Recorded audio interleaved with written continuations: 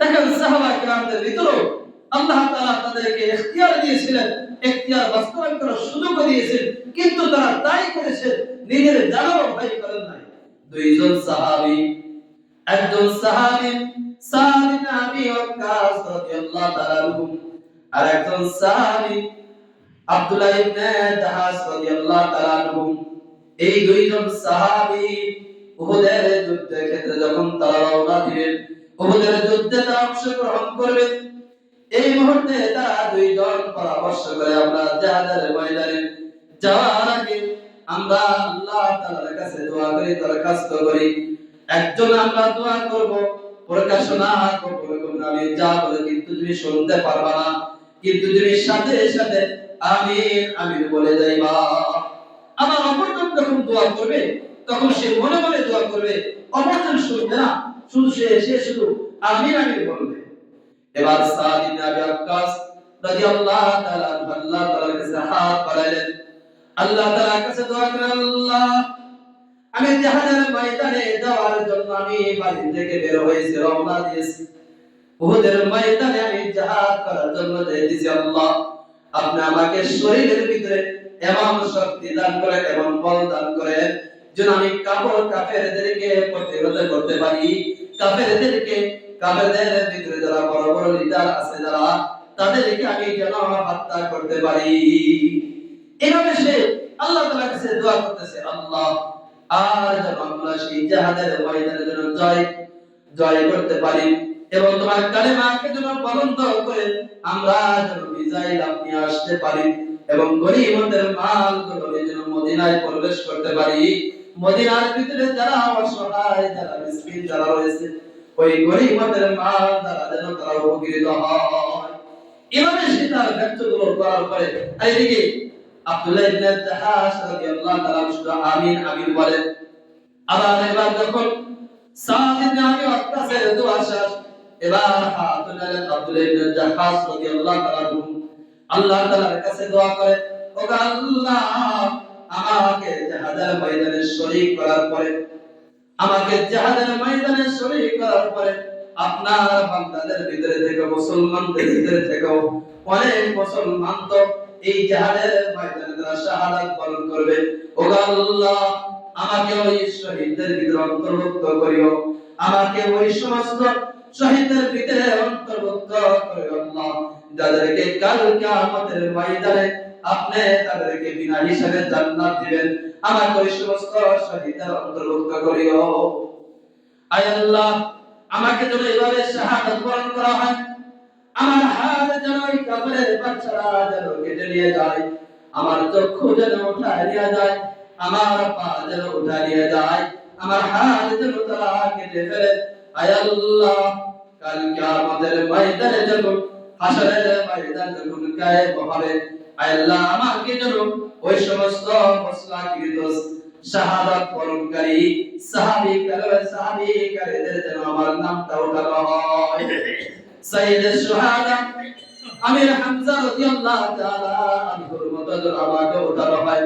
সাইয়্যিদুশ শুহাদা আমির হামজা রাদিয়াল্লাহু তাআলা আনহুর কলিজাটাকে কেটে ওই কাফির মুশরিক বেঈমানের বাচ্চারা তাদের কলিজাকে ছেড়ে এইভাবে তারা কামড়ায়া তারা সেই সাহাবী তাদের কলিজাটা এভাবে দেখেছে।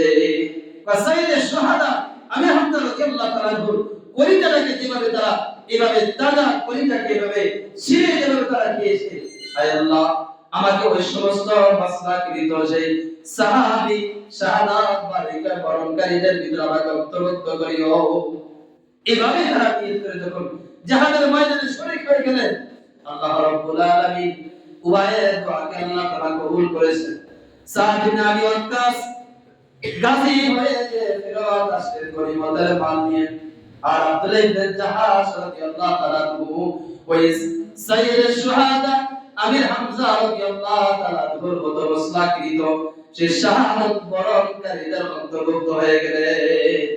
এবার সাদ ইবনে আবি ওয়াক্কাস আল্লাহ তাআলাকে ডাকতে বলে, আল্লাহ আপনার বান্দা আব্দুল্লাহ ইবনে জাহাশ আপনার কাছে অনেক নৈকট্য অর্জন করেছে, আয় আল্লাহ আল্লাহ আপনি আমাদেরকে এভাবে তার মত নৈকট্য অর্জন করার সুযোগ দান করেন।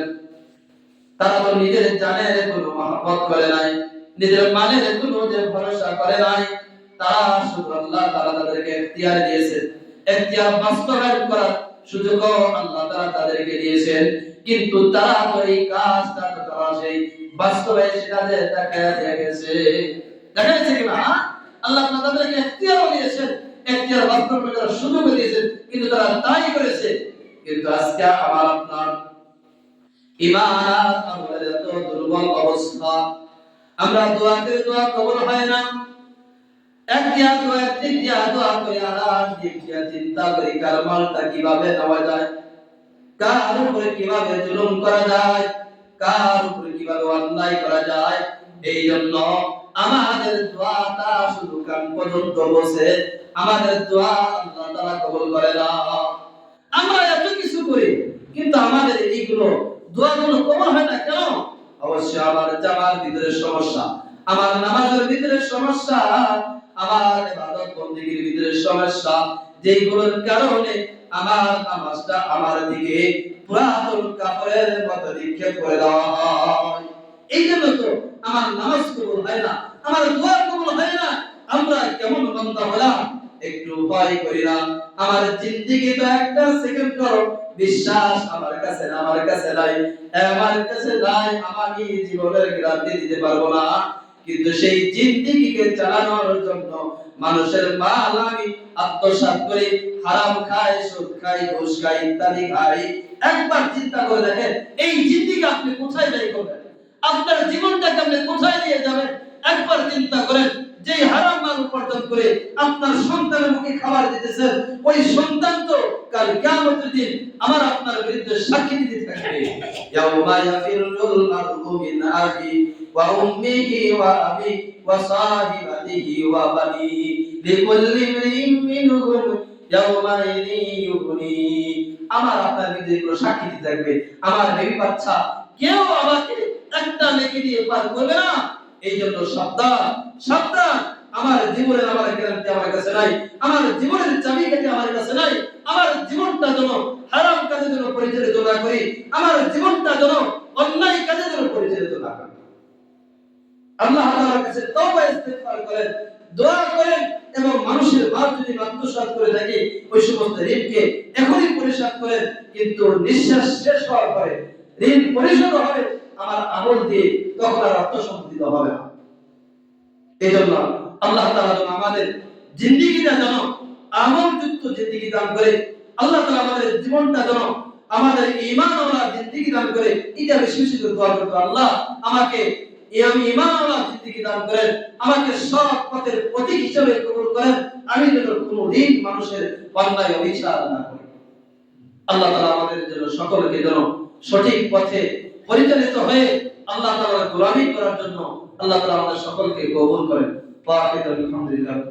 যারা জুমা চারা কাছে সুন্নাত পড়ে